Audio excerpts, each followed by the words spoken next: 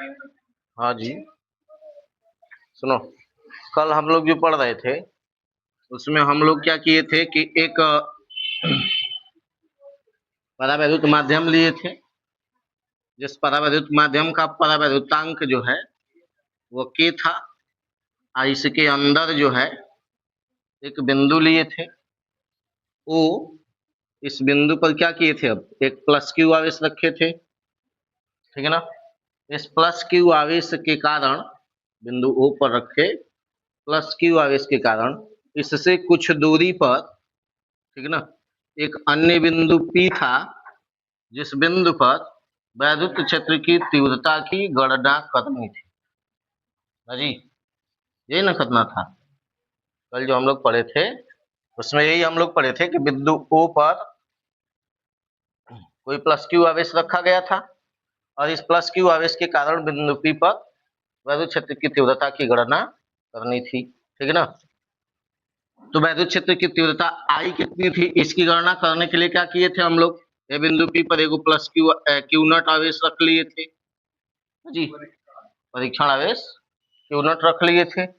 और इसके बाद इन दोनों आवेशों के बीच लगने वाले बल की कल्पना किए थे। तो बल का मान लिखे थे, बल कितना हुआ था, F is equal to 1/4πε0 into के और साथ में क्यू नॉट बट्टा आर स्क्वायर, यह बल आया था, ठीक है ना। उसके बाद वैद्युत क्षेत्र की तीव्रता निकालने के लिए क्या किया गया था, E is equal to F by q naught, इस सूत्र का प्रयोग किया गया था।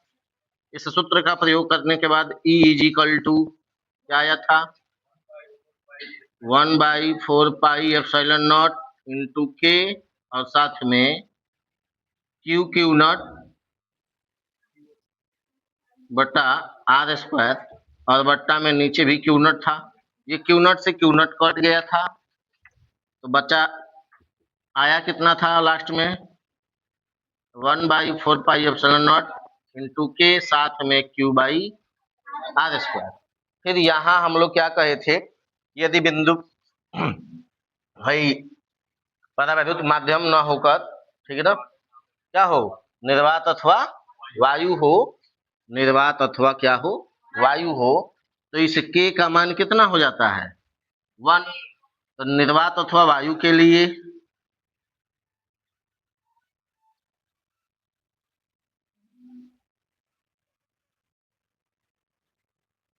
k बराबर 1 होता है, ठीक ना। तो लास्ट में E का मान हम लोगों को कितना मिला था, 1/4πε0, ठीक है ना, into q by r square. Finally यही हम लोगों को फॉर्मूला मिला था, मतलब बिंदु P पर उत्पन्न वैद्युत क्षेत्र की तीव्रता का मान यही था, 1/4πε0 into q by r square. ठीक, समझे ना जी। अब इसकी दिशा किधर थी, तो आप जानते हैं कि वैद्युत क्षेत्र E की दिशा वही होती है जो उस बिंदु पर रखे हुए धनावेश पर लगने वाले बल की दिशा होती है ना जी। यह बिंदु पर धनावेश ये रखा गया था, इस पर लगने वाले बल की दिशा किधर थी, इधर। प्रतिकर्षण बल होगा ना, तो प्रतिकर्षण के कारण बल की दिशा उधर हो जाएगी, तो वैद्युत क्षेत्र E की दिशा भी किधर हो जाएगी, उधर ही हो जाएगी। समझ में आया, ये सब हम कल लिखवा दिए थे, ठीक, इतना सारा कुछ कल बताया जा चुका, ठीक है ना। अब यहाँ थोड़ा हम लोग इस पर विचार करेंगे। देखिए कि अगर यह आवेश जो वैद्युत क्षेत्र उत्पन्न कर रहा है, तो कौन सा आवेश उत्पन्न कर रहा है ये ना, बिंदु O पर रखा हुआ आवेश उत्पन्न कर रहा है। तो बिंदु O पर रखा आवेश प्लस क्यू आवेश न होकर माइनस क्यू आवेश हो जाए, सुन रहे हैं, प्लस क्यू आवेश ना होकर क्या हो जाए, माइनस क्यू आवेश हो जाए, ठीक है ना।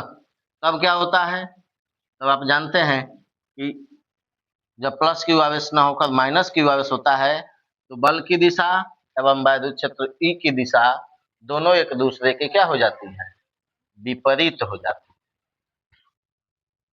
दोनों एक दूसरे के क्या हो जाती है, विपरीत हो जाती है, ठीक है ना। तब वैद्युत क्षेत्र ई की दिशा किधर हो जाएगी, इधर। समझ में आया? बोलो जी, समझे हो ना? अब तो नीचे नोट में लिख लो, चलो वहीं जहां तक आप कल लिखे थे, ठीक है ना, वहीं पर नोट में लिख लीजिए। यदि वैद्युत क्षेत्र उत्पन्न करने वाला, क्या लिखिएगा, यदि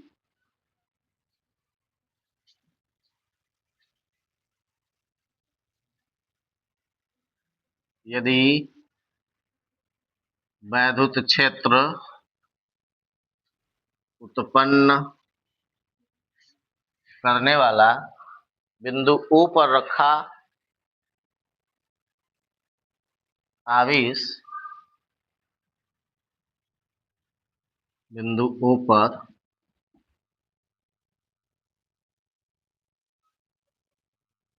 रखा आवेश -Q हो तो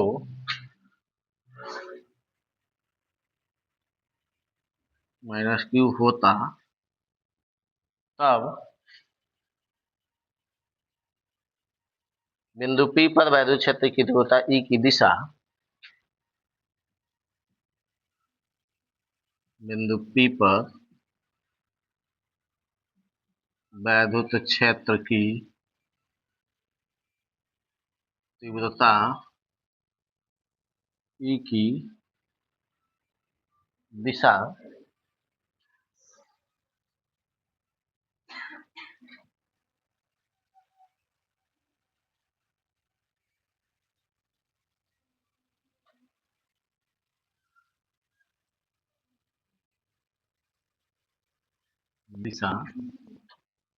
PO के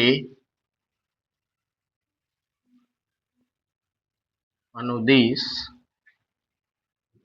PO के अनुदिश -Q आवेश की ओर, अर्थात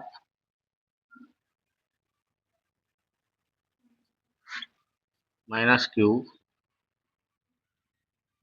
आवेश की ओर होती। देखो है ना, हो जाता -Q होता ना, वैद्युत क्षेत्र P से O की ओर हो जाता। सुन रहे हैं? इधर देखो, ठीक है ना।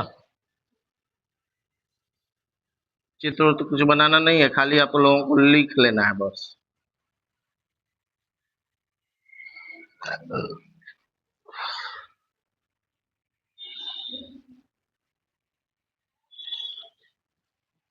लिख लिए। अब एक चीज और कल कहे थे, यदि बिंदु O पर बहुत सारे आवेश रखे हुए हों, क्या किया गया हो, बहुत सारा आवेश रखा गया हो, मतलब आवेश का निकाय हो, बिंदु O पर क्या हुआ हो, आवेश का निकाय रखा हो, मतलब Q1 Q2 Q3 Q4 Qn, बहुत सारे आवेश अगर रखे गए हों, तो उन सभी आवेशों के कारण बिंदु E पर उत्पन्न होने वाला वैद्युत क्षेत्र का मान कितना होगा, परिणामी वैद्युत क्षेत्र का मान कितना होगा। तो इन सभी आवेशों के कारण उत्पन्न होने वाले अलग अलग वैद्युत क्षेत्रों के योग के बराबर होगा, ठीक है ना। समझ में आया? मतलब यहाँ पर अगर ऐसे Q1 Q2 Q3 Q4 ऐसे डॉट डॉट बहुत सारे आवेश अगर रखे गए हैं Qn, तो सभी के कारण Q1 के कारण बिंदु P पर E1 वैद्युत क्षेत्र उत्पन्न होगा, Q2 के कारण E2 उत्पन्न होगा, Q3 के कारण E3 उत्पन्न होगा, ऐसे ही Qn वाले के कारण En उत्पन्न होगा।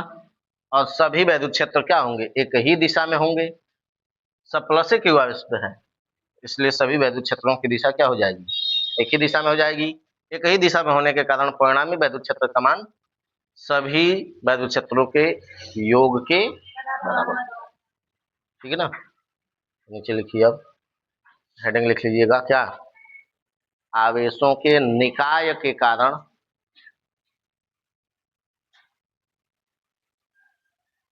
आवेशों के निकाय के कारण वैद्युत क्षेत्र की तीव्रता।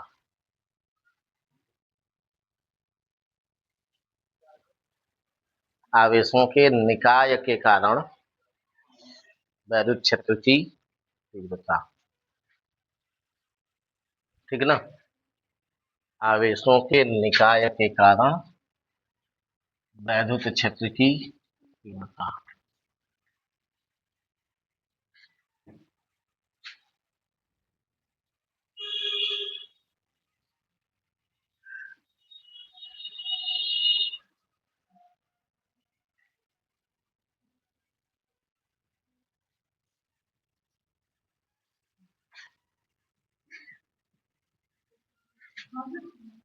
देखिए, तो आवेशों के निकाय के कारण वैद्युत क्षेत्र की तीव्रता ज्ञात करने के लिए क्या करेंगे, इसके लिए लिखेंगे यदि बिंदु O पर है? हाँ, लिखेंगे यदि, देखिए इधर लिख देते हैं हम, यदि बिंदु O पर, ठीक है ना,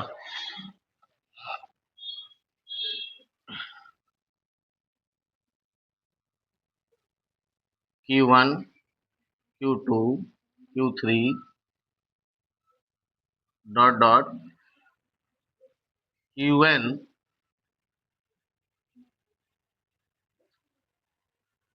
से बना एक निकाय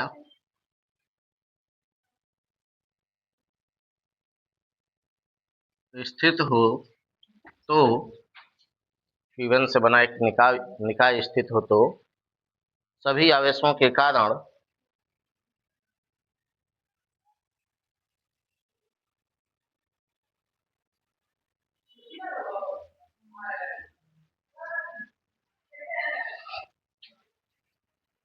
तो सभी आवेशों के कारण बिंदु E पर या बिंदु P पर, बिंदु P पर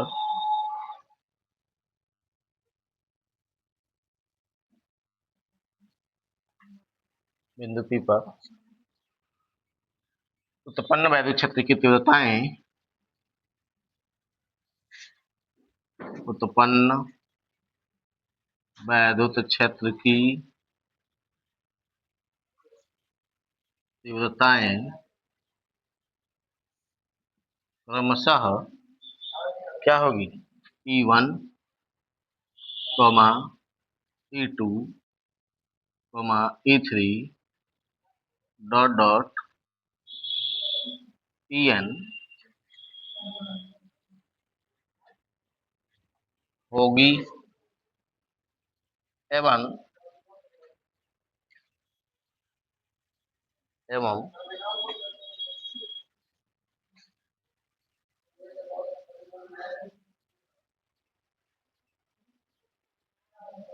प्रत एवं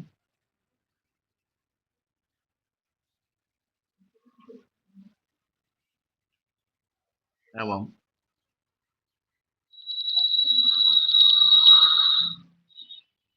प्रत्येक की दिशा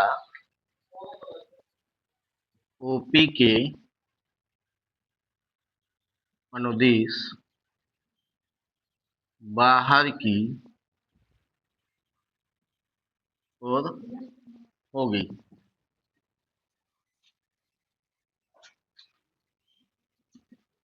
अतः बिंदु P पर उत्पन्न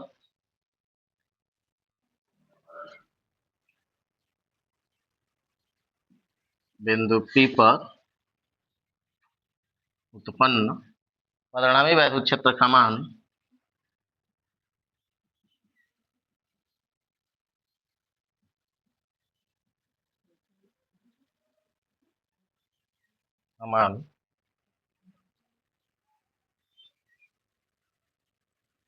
परिणामी वैद्युत क्षेत्र का मान सभी वैद्युत क्षेत्रों के योग के बराबर होगा, जो परिणामी वैद्युत क्षेत्र आएगा, ठीक है ना, सबका मान क्या हो जाएगा, सभी के योग के बराबर, अर्थात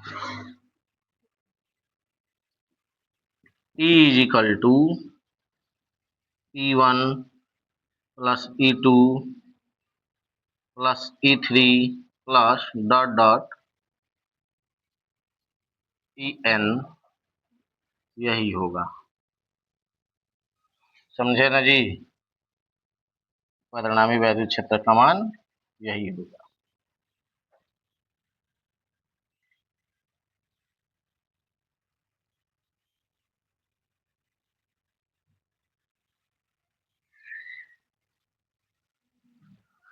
क्षेत्रों के 20 योग के बराबर।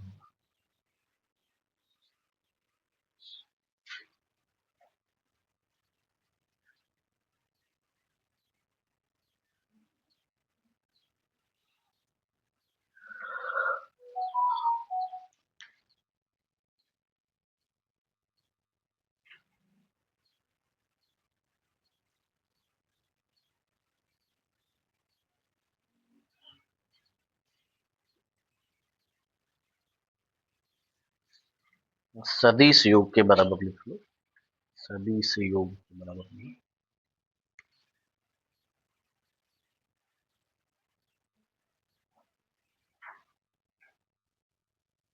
देखो अगर है में से कौनो एगो प्लस हो जाए, एगो माइनस हो जाए, तब क्या होगा, तब परिणामी वैद्युत क्षेत्र का मान कितना होगा, बोलो। एगो प्लस क्यू आवेश हो जाए, एगो माइनस क्यू, तो ई की दिशा क्या हो जाएगी, माइनस वाले के कारण उल्टा हो जाएगी, उल्टा होगी तो ओकरा लिए क्या किया जाएगा, माइनस का प्रयोग किया जाएगा। समझ में आया।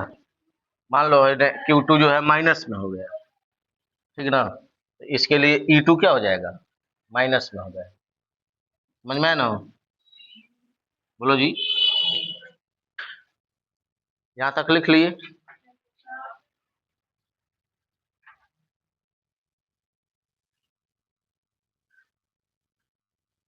अब क्या किया जाएगा, अब आगे हम लोगों को पढ़ना है अगला हेडिंग, वैद्युत द्विध्रुव तथा वैद्युत द्विध्रुव आघूर्ण। ठीक है, देखो अब द्विध्रुव शुरू हो रहा है। द्विध्रुव में क्या होता है, दो आवेश रखे जाते हैं, सुन रहे हैं, द्विध्रुव केंद्र बनाया जाता है, दो आवेश अल्प दूरी पर रखे जाते हैं, अल्प मतलब बहुत कम, ठीक है ना, सुन रहे हैं, दो बराबर व विपरीत आवेश परिमाण में बराबर होंगे, परिमाण में क्या होंगे, बराबर, परंतु प्रकृति में एक दूसरे के विपरीत होंगे, प्रकृति में एक दूसरे के विपरीत हों, ठीक है ना, और उनको अल्प दूरी पर मतलब बहुत कम दूरी पर एक दूसरे के नजदीक रखा जाएगा, ठीक है ना, तो उनसे एक निकाय तैयार होगा, एक सिस्टम तैयार होगा, उसी का नाम क्या होगा, वैद्युत द्विध्रुव। क्या होगा, वैद्युत द्विध्रुव, ठीक है ना।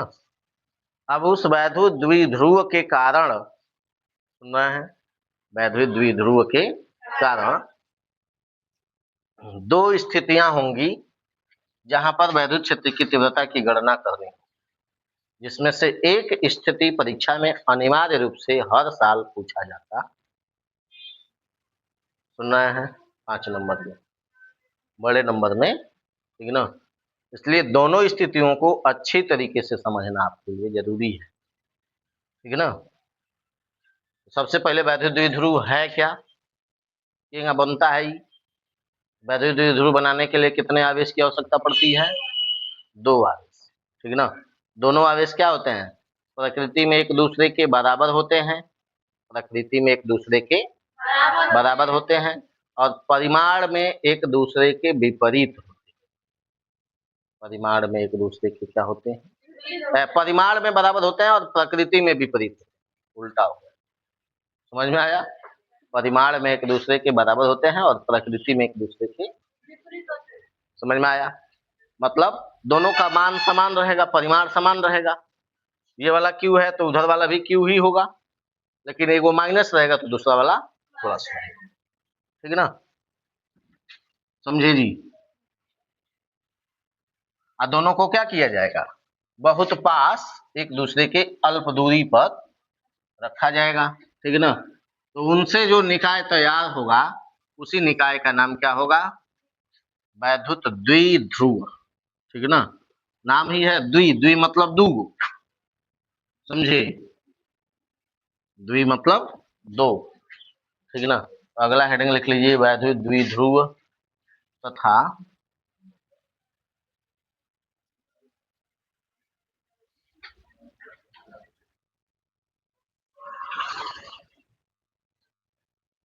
वैद्युत द्विध्रुव तथा वैद्युत द्विध्रुव आघूर्ण।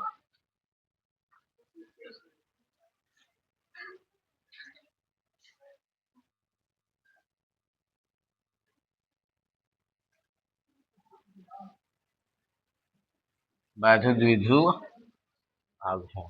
ठीक है ना,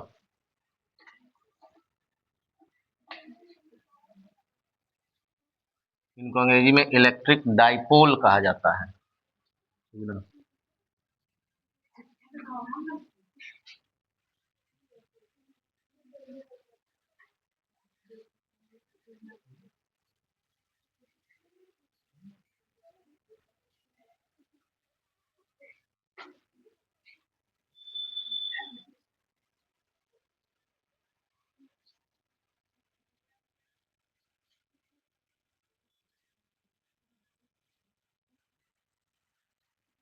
देखो, electric dipole and electric dipole moment. ठीक है ना,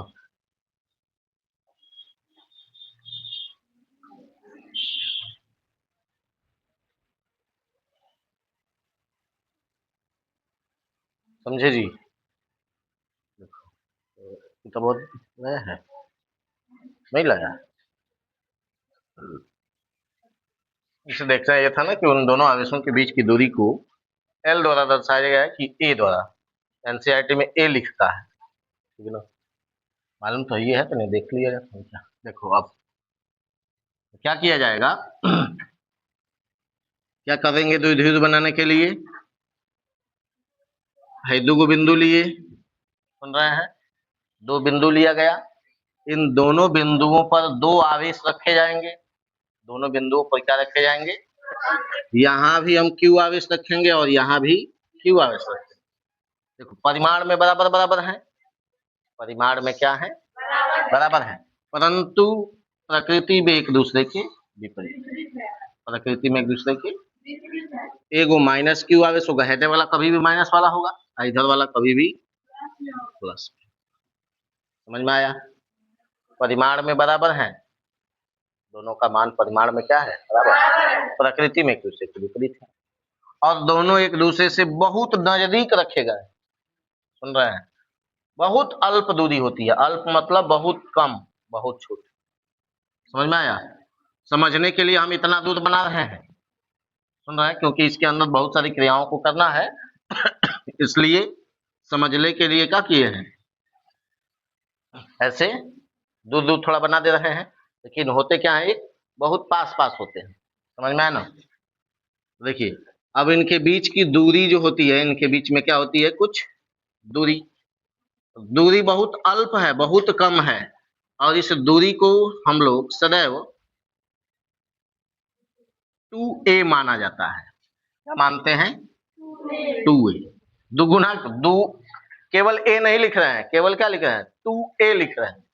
2a क्यों लिख रहे हैं, क्योंकि आधा करने में, उनके बीच की दूरी का आधा करने में हमें आसानी मिले, आसानी रहे। ठीक है ना, तो आधा करेंगे तो इधर भी ए हो जाएगा, इधर भी ए हो जाएगा, तो इससे थोड़ा इनका जो, जब इनके बारे में पढ़ा जाता है, इनका गणितीय निगमन जब किया जाता है, वैद्युत द्विध्रुव वैद्युत क्षेत्र की तीव्रता उत्पाद जब निकाली जाती है तो थोड़ी सुविधा मिलती है। समझ में आया, इसीलिए इनके बीच की दूरी को क्या माना जाता है, 2a। अब ये जो निकाय बना इन दोनों आवेशों से, ये जो निकाय बना, इसी निकाय का नाम क्या हो जाएगा, वैद्युत द्विध्रुव। समझ में आया, मतलब वैद्युत द्विध्रुव बनाने के लिए क्या करना पड़ेगा, दो आवेश लिए जाएंगे जो परिमाण में एक दूसरे के बराबर होंगे, प्रकृति में एक दूसरे के विपरीत होंगे, और दोनों एक दूसरे से बहुत अल्प दूरी पर रखे गए होंगे। उस अल्प दूरी को किस अक्षर द्वारा दर्शाया जाएगा? तो ये द्वारा। ठीक है ना, समझ में आया? तो चलिए लिखिए इसके बारे में।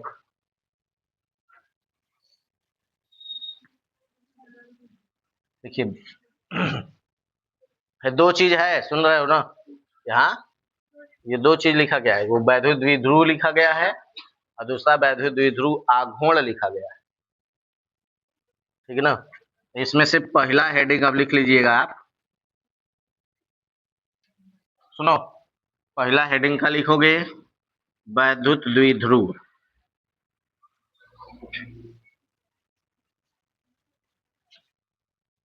समझे? जिसको अंग्रेजी में क्या कहा जाएगा? Electric dipole.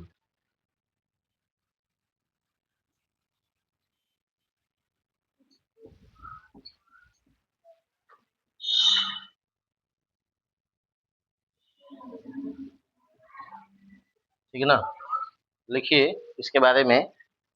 वैद्युत द्विध्रुव वह निकाय है, वैद्युत द्विध्रुव वह निकाय है, वैद्युत द्विध्रुव वह निकाय है जिसमें दो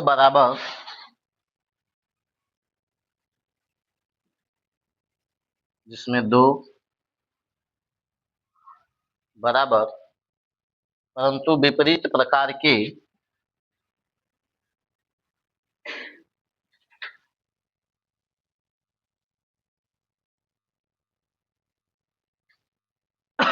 परंतु विपरीत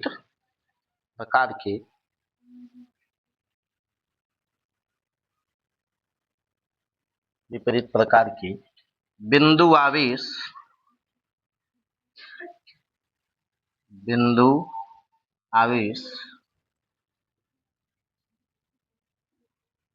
एक दूसरे से अल्प दूरी पर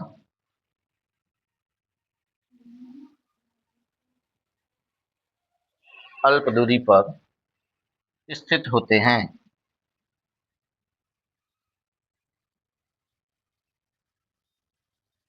एक दूसरे से अल्प दूरी पर, हो गया जी? इतना समझ गए? समझ में आया ना? वैद्युत द्विध्रुव की परिभाषा देख रहे हो कितना आसान है, जैसा चित्र में किया गया है वही यहाँ लिख दिया गया है ना जी। वैद्युत द्विध्रुव बनाने के लिए क्या किया गया है? दो आवेश लिए गए हैं और दोनों आवेश एक दूसरे के क्या है? विपरीत हैं।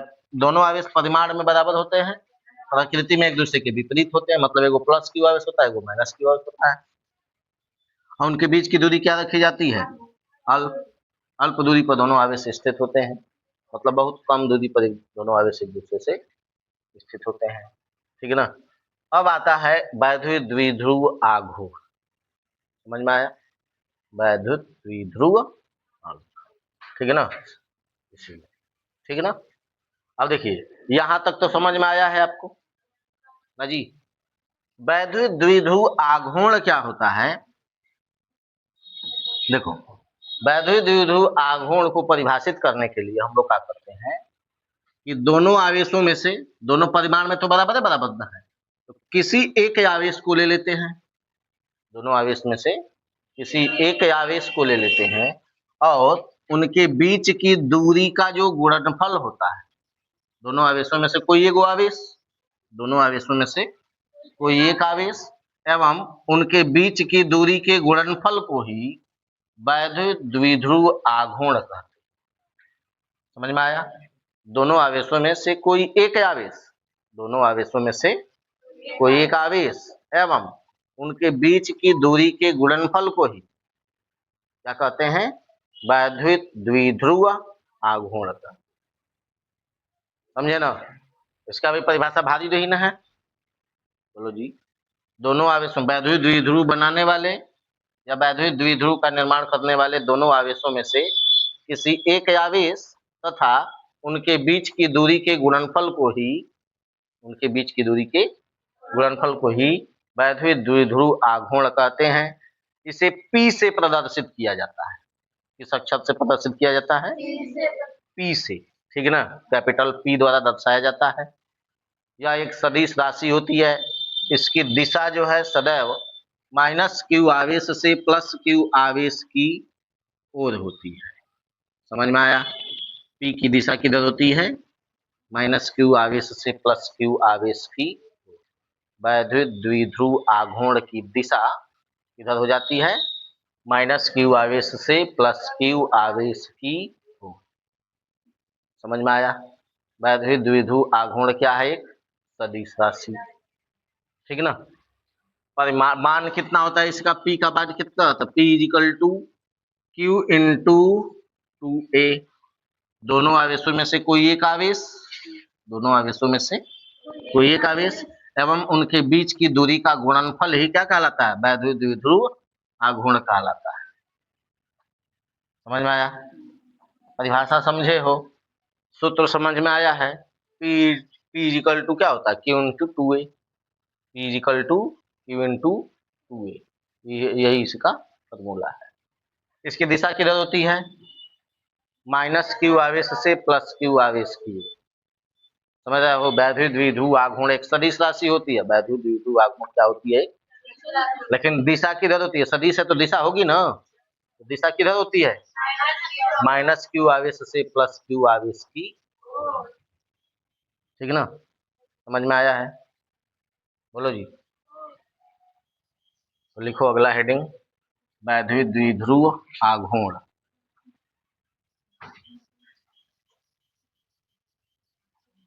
दूसरा हेडिंग लिखा है अब वैद्युत द्विध्रुव आघूर्ण। ठीक ना जी।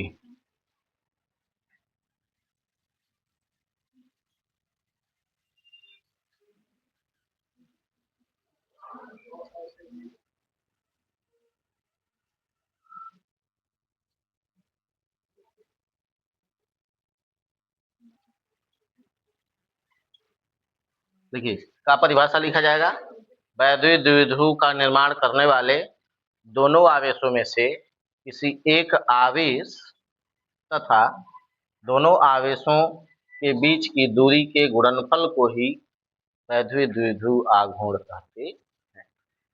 ठीक है ना। देखिए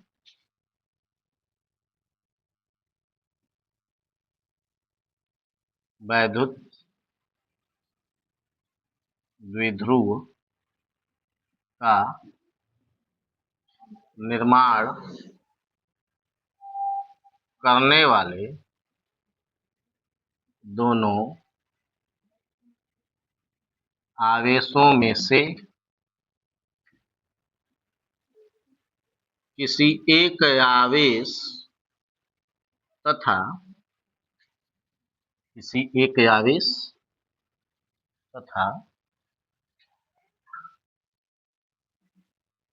उनके बीच की दूरी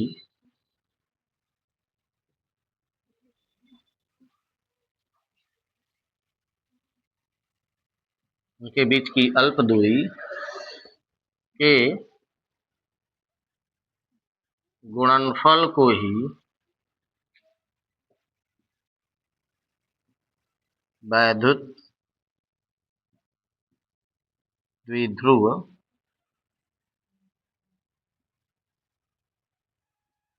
आघूर्ण कहते।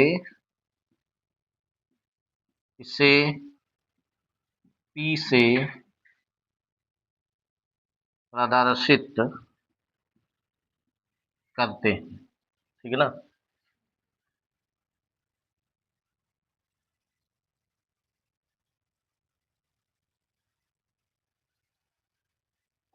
हो गया यहाँ तक?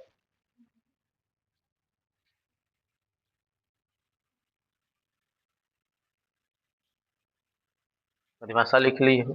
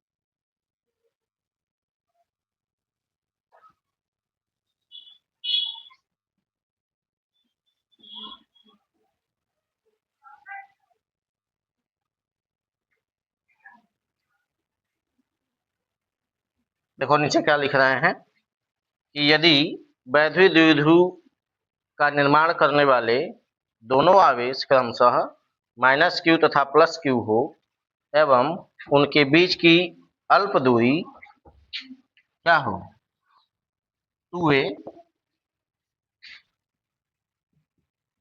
हो तो ठीक है ना, वैद्युत द्विध्रुव आघूर्ण P =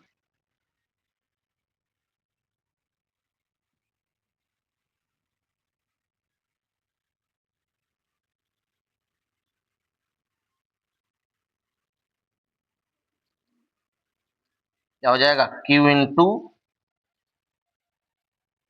2a, यही इसका फार्मूला होगा।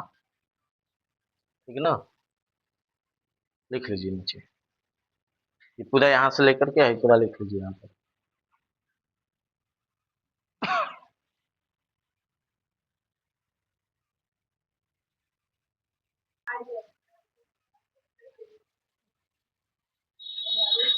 है लिख लेना जी, इसको लिख लीजिएगा।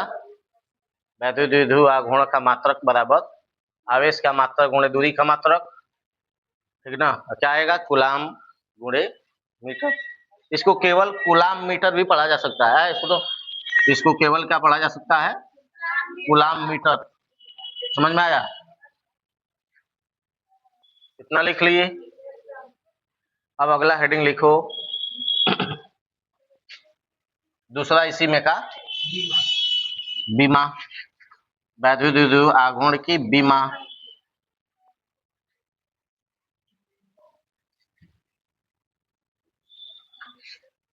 देखो दूसरा वैद्युत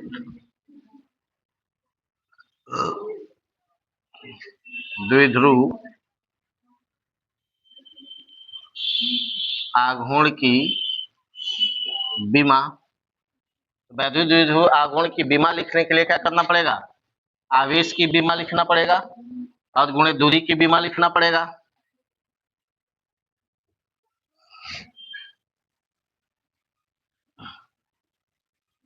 आवेश की बीमा गुणे दूरी की बीमा, ठीक है ना जी। तो आवेश का बीमा क्या होता है, बोलो, आवेश का बीमा बताए थे ना, आवेश Q बराबर I × T, ठीक है ना। तो I मतलब विद्युत धारा की बीमा, विद्युत धारा की बीमा क्या होती है A, और समय T की बीमा क्या होता है A × T, गुणे दूरी की बीमा क्या होता है केवल M की L, ठीक है ना। तो क्या हो जाएगा LA T, ठीक है ना, लिख लो।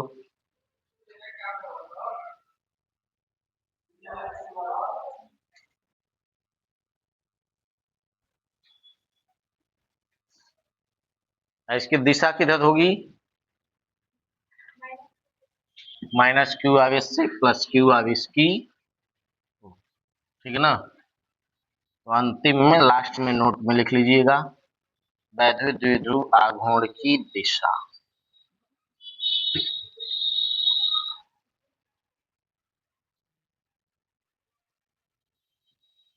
देखो सबसे लास्ट में नोट में क्या लिखोगे, लिखना वैद्युत द्विध्रुव आघूर्ण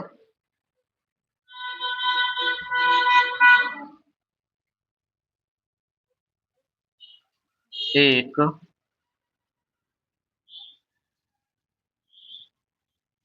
सदिश राशि है, इसकी दिशा सदैव -q आवेश से +q आवेश की ओर होती है। ठीक ना जी। वैद्युत द्विध्रुव आघूर्ण की दिशा सदैव किधर होती है, -q आवेश से +q आवेश की ओर। ठीक है ना।